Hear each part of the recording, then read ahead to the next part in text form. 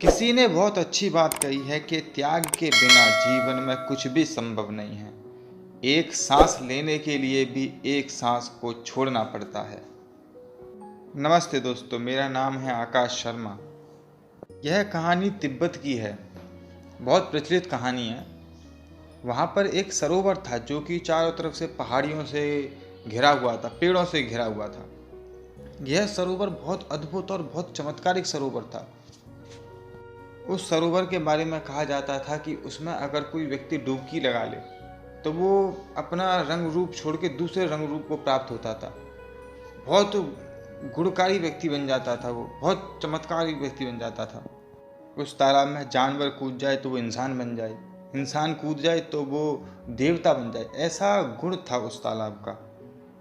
और उस तालाब के बारे में कुछ ही विद्वानों को पता था। उनमें से कुछ विद्वानों ने उसको ढूंढने की भी कोशिश की, लेकिन वो मिला नहीं। उसको ढूंढना बहुत कठिन था। एक दिन एक सज्जन व्यक्ति जो बहुत विद्वान थे, उनको वह तालाब बहुत ढूंढने के बाद मिल गया।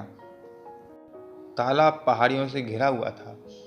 जब विद्वान व्यक्ति जो उन्होंने ढूंढा था वो उन्होंने देखा उस तालाब को, उन्होंने बिना देरी किए एक पेड़ पर चढ़कर उसमें छलांग लगा दी, डुबकी लगा दी।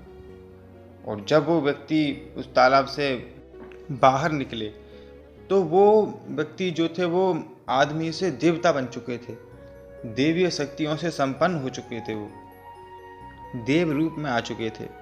ये जो भी सीन चल रहा था, जो भी दृश्य चल रहा था, पास के ही पेड़ पर बैठे हुए एक बंदर और बंदरिया का जोड़ा इस सब को देख रहा था। और वह आपस में बात करने लगे इसको देखकर कि इतना चमत्कारिक तालाब हमारे पास है, इतने दिनों से हम यहाँ रह रहे हैं, हमें इसके बारे में कुछ नहीं पता। और बात करते ही उन्होंने सोचा कि ठीक है, हम भी इसमें कूदते हैं, हम भी डुबकी लगा कर देखते हैं हमें क्या प्राप्त होता है।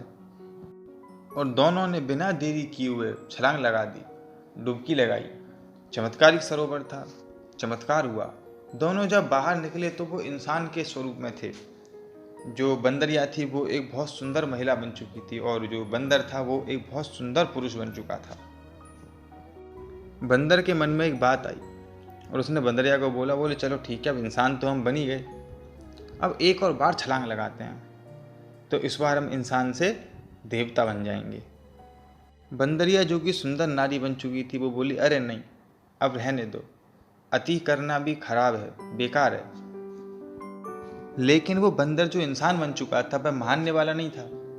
उसने उस महिला को, जो बंदरिया थी पहले, उस महिला को बोला कि अगर तुम्हें चलना है तो चलो, मैं तो जा रहा हूँ। उस महिला ने मना कर दिया कि नहीं, मुझे नहीं जाना। और वो बंदर जो मनुष्य बन चुका था वह पेड़ से फिर से कूदा। चमत्कारिक तालाब था, फिर से चमत्कार हुआ। अब वो जो बंदर इंसान बना था वो फिर से बंदर बन गया।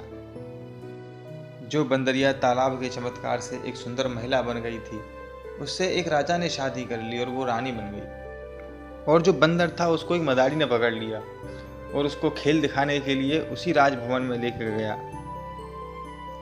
जब मदारी बंदर को राजभवन में लेकर पहुंचा तो उसने सामने देखा कि उसकी जो बंदरिया थी वह रानी बन के उसके सामने राजा के साथ बैठी हुई थी।